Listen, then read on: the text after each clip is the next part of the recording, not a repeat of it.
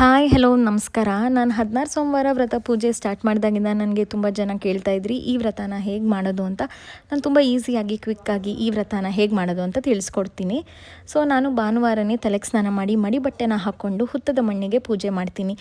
ಈ ಪೂಜೆಗೆ ಹುತ್ತದ ಮಣ್ಣಿನಿಂದನೇ ನಾವು ಲಿಂಗ ಮಾಡಬೇಕಾಗುತ್ತೆ. ಹಾಗಾಗಿ ನಾವು ಮಡಿ ಬಟ್ಟೆಯಿಂದ ಹೋಗಿ ಹುತ್ತಕ್ಕೆ ಪೂಜೆನ ಸಲ್ಲಿಸಿ ಅಲ್ಲಿಂದ ಮಣ್ಣನ್ನು ತೊಗೊಂಬಂದು ನಾನು ದೇವ್ರ ಮನೆಯಲ್ಲಿ ಇಟ್ಕೋತೀನಿ. ಭಾನುವಾರ ಬೆಳಿಗ್ಗೆ ಎದ್ದು ಸ್ನಾನ ಮಾಡಿ ದೇವ್ರ ಮನೆಯನ್ನೆಲ್ಲ ಕ್ಲೀನ್ ಮಾಡಿಕೊಂಡು ರೆಡಿ ಮಾಡ್ಕೊಂಡಾದ್ಮೇಲೆ ಹುತ್ತದ ಮಣ್ಣನ್ನು ಕುಟ್ಟಿ ಪುಡಿ ಮಾಡಾದ್ಮೇಲೆ ಅದೊಂದು ಫೈನ್ ಪೌಡರ್ ಥರ ಆಗುತ್ತೆ. ಅದರಿಂದ ನಾವು ಈ ಥರ ಲಿಂಗ ಮಾಡ್ಕೋಬೇಕಾಗತ್ತೆ.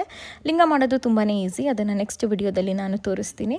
ಲಿಂಗನ ಮಾಡ್ಕೊಂಡಾದ್ಮೇಲೆ ಅದಕ್ಕೆ ವಿಭೂತಿ ಗಂಧ ಎಲ್ಲ ಇಟ್ಟು ಮತ್ತು 108 ಬಿಲ್ಪತ್ರೆಗಳನ್ನು ನಾವು ಅರ್ಪಿಸ್ಬೇಕಾಗುತ್ತೆ. ಶಿವನಾಮ ಅಷ್ಟೋತ್ತರಿನ ಹೇಳ್ಕೊಂಡು ಆಮೇಲೆ ನಿಮ್ಮನೇಲಿ ಬೆಳ್ಳಿ ಲಿಂಗ ಇದ್ದರೆ ನೀವು ಪಂಚಾಮೃತ ಅಭಿಷೇಕನ ಮಾಡ್ಕೊಳ್ಬೇಕಾಗತ್ತೆ.